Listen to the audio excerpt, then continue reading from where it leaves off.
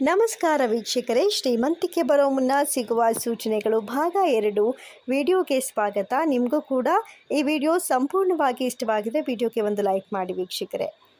ಇನ್ನು ಬೆಳಿಗ್ಗೆ ಕಬ್ಬು ಕಾಣಿಸ್ಕೊಳ್ಳೋದು ಕೂಡ ತುಂಬ ಶುಭವೆಂದು ಲಕ್ಷ್ಮೀ ದೇವಿಯ ಆಗಮನವಾಗುತ್ತೆ ಎಂಬುದು ವಿಶೇಷ. ಇನ್ನು ಲಕ್ಷ್ಮೀ ದೇವಿಯ ವಾಹನವಾದ ಗೂಬೆಯು ನಿಮ್ಮ ಮನೆಯ ಹೊರಗೆ ಬಹಳ ದಿನಗಳಿಂದ ಕಂಡು ಬರ್ತಾ ಇದ್ದರೆ ಅದು ಮಹಾಲಕ್ಷ್ಮಿ ಬರುವಂತಹ ಸುಸಂದರ್ಭ ಅಂತಲೂ ಹೇಳಲಾಗುತ್ತೆ. ಕನಸಿನಲ್ಲಿ ಹಳದಿ ಅಥವಾ ಕೆಂಪು ಹೂಗಳನ್ನು ನೋಡೋದು ಸಂಪತ್ತು ಸಿಗುವ ಸಂಕೇತ ಅಂತ ಪರಿಗಣಿಸಲಾಗುತ್ತೆ. ಕನಸಿನಲ್ಲಿ ದೇವಸ್ಥಾನವನ್ನು ನೋಡೋದು ಕೂಡ ಶುಭ ಅಂತ ಹೇಳಲಾಗುತ್ತೆ. ಕನಸಿನಲ್ಲಿ ಕೆಂಪು ಸೀರೆಯಲ್ಲಿ ಮಹಿಳೆಯನ್ನು ನೋಡೋದು ಸಾಕ್ಷಾತ್ ಲಕ್ಷ್ಮೀ ದೇವಿಯನ್ನೇ ನೋಡದ ರೀತಿಗೆ ಸಮಾನ ಅಂತಲೂ ಕೂಡ ಹೇಳಲಾಗುತ್ತೆ. ಇನ್ನು ನೀವು ಯಾವುದಾದ್ರೂ ಕೆಲಸಕ್ಕಾಗಿ ಹೊರಗೆ ಹೋಗ್ತಾ ಇದ್ರೆ ದಾರಿಯಲ್ಲಿ ನಾಯಿಯು ತನ್ನ ಬಾಯಿಯಲ್ಲಿ ತಿನ್ನಬಹುದಾದ ಸಸ್ಯಾಹಾರಿ ಅಥವಾ ರೊಟ್ಟಿಯನ್ನು ತಿರ್ತಾ ಇರೋದನ್ನು ಕಂಡರೂ ಕೂಡ ಅದು ಶುಭ ಅಂತಲೇ ಪರಿಗಣಿಸಲಾಗುತ್ತೆ. ಲಕ್ಷ್ಮೀ ದೇವಿಯ ಕೃಪೆಯು ನಿಮ್ಮ ಮೇಲೆ ಇದ್ದಾಗ ಬ್ರಹ್ಮ ಮುಹೂರ್ತದಲ್ಲಿ ನಿಮ್ಮ ನಿದ್ರೆ ತೆರೆಯೋದಕ್ಕೆ ಪ್ರಾರಂಭಿಸುತ್ತೆ. ಬೆಳಿಗ್ಗೆ ಬೇಗ ಎದ್ದೇಳೋದು ಲಕ್ಷ್ಮೀ ದೇವಿಯ ಆಹ್ವಾನ ಮಾಡೋದಕ್ಕೆ ಸಮಾನ.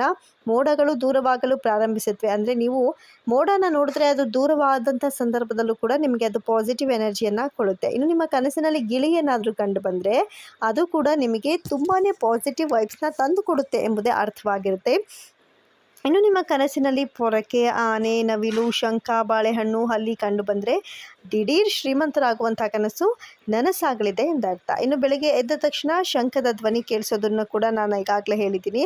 ಜೊತೆಗೆ ನೀವು ಬೆಳಗ್ಗೆ ಎದ್ದ ತಕ್ಷಣ ಬಾಳೆ ಎಲೆಗಳನ್ನು ನೋಡೋದು ಅದು ನಿಜಕ್ಕೂ ಪುಣ್ಯದ ಕೆಲಸ ಅಂತಲೇ ಹೇಳ್ಬೋದು. ಜೊತೆಗೆ ಅರಿಶಿನ, ಮೇಯ್ನಾಗಿ ನೀವು ಬಾಗಿಲಿಗೆ ಅರಿಶಿನ ಹಚ್ಚೋದು ಲಕ್ಷ್ಮಿಯನ್ನು, ಸಾಕ್ಷಾತ್ ಮಹಾಲಕ್ಷ್ಮಿಯನ್ನು ಮನೆಗೆ ಆಹ್ವಾನಿಸಿರುವಂತಹ ಸಂದರ್ಭ. ಇನ್ನು ಮನೆಯ ಚಾವಣಿ ಮೇಲೆ ಕೋಗಿಲೆ ಕೂಗೋದು ಕೂಡ ಶುಭ ಸಂಕೇತ. ಇನ್ನು ಬೆಳಗ್ಗೆ ಎದ್ದ ತಕ್ಷಣ ತೆಂಗಿನಕಾಯಿಯ ದರ್ಶನ ಆದರೆ ಅದು ಕೂಡ ತುಂಬ ಒಳ್ಳೆಯದು. ನೀವು ಹೇಗಿದ್ರೂ ಕಲಶದಲ್ಲಿ ಇಟ್ಟಿರ್ತೀರಾ, ಹಾಗಾಗಿ ಕಲಶದಲ್ಲಿ ನೀವು ತೆಂಗಿನಕಾಯಿಯನ್ನು ನೋಡಿದ್ರೆ ನಿಮಗೆ ಅದು ಶುಭ ಅಂತಲೇ ಹೇಳ್ಬೋದು.